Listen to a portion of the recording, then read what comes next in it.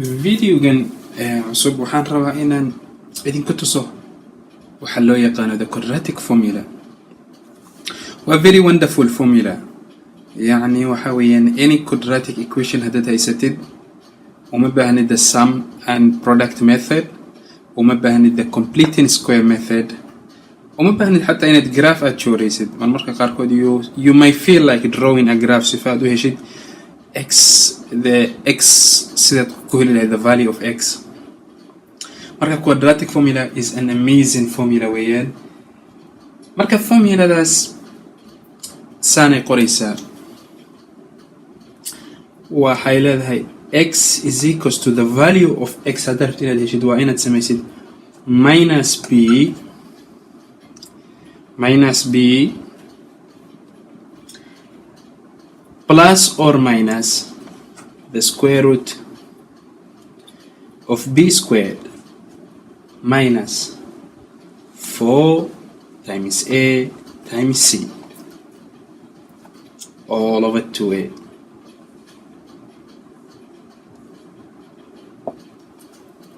all over 2a. marka tan weeyaan the quadratic formula. it is a very amazing formula.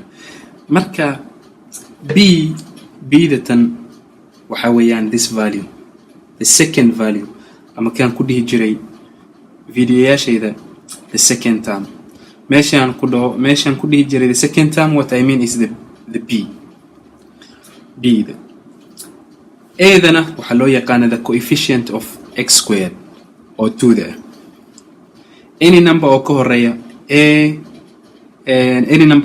x squared waxa loo yaqaanaa a. c dana waxa weeye the constant oo waa numberkan. marka nambaradaas ayaad formulada tan gelinaysaa, kadibna waad calculate galinaysaa, marka waxa ku soo baxay the value of x.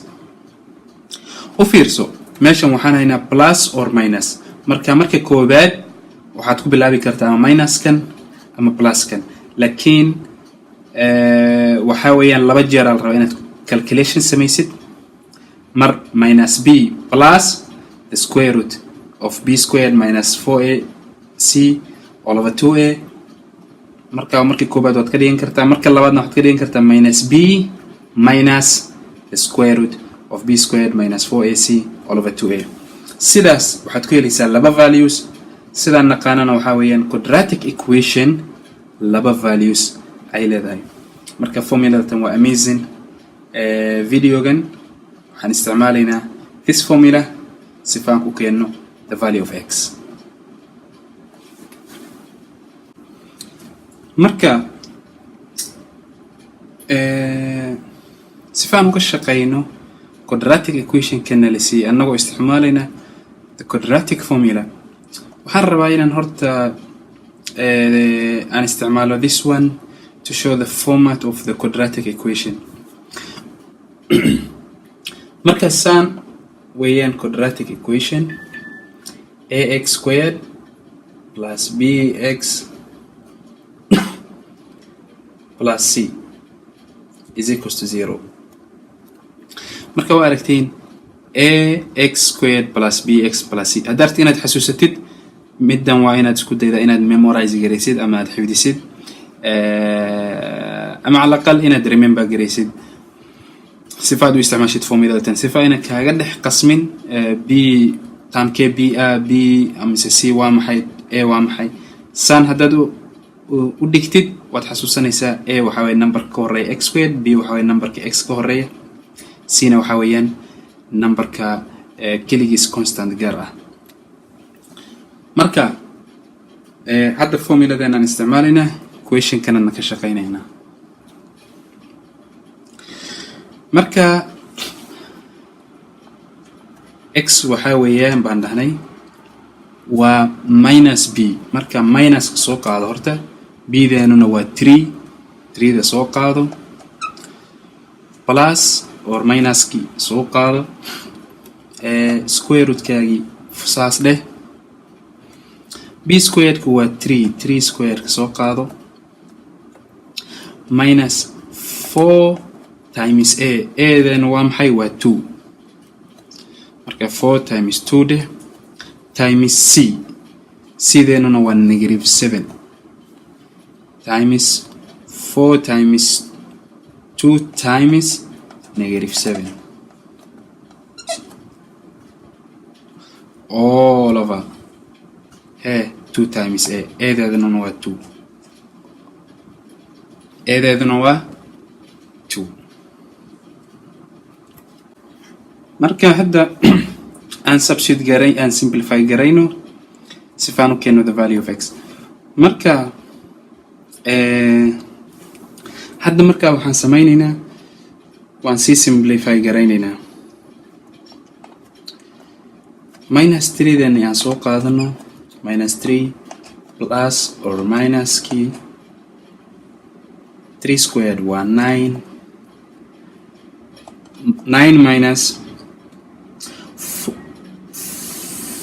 4 9 minus 4 times 2 times negative 7 meeqa weeyaan waa negative 14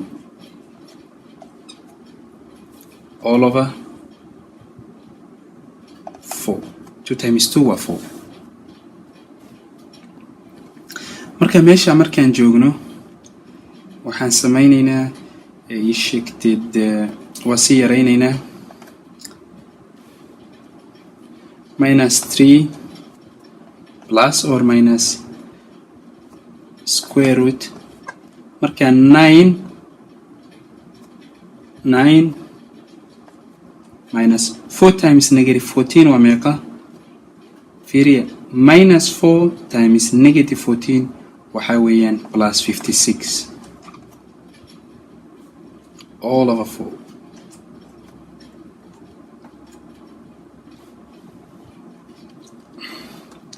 haye dana waa si yaraynaynaa minus 3 plus or minus isku dar labada haddii aan isku darno waa 65 65 all over 4. meeshana extani aan ku qorno marka hadda waxaan haynaa x inay la mid tahay minus 3 plus the square root of 65 all over 4. waxay kale la mid tahay x inay la mid tahay minus 3 minus the square root of 65 all over 4. marka haddii aan si yarayno waxay noqonaysaa x inay la mid tahay minus 3 minus 65 haddaan minus ku bilowno minus 65 all over 4 minus 3 minus the square root of 65 all over 4. midkana wuxuuna siinayaa haddii aan sii jajabino oon decimalkiisi aan raadino wuxuuna siinayaa negative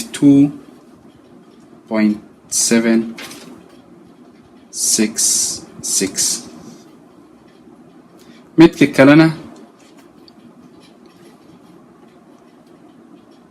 x is equals to minus 3 plus the square root of 65 all over 4 waxayna siinaysaa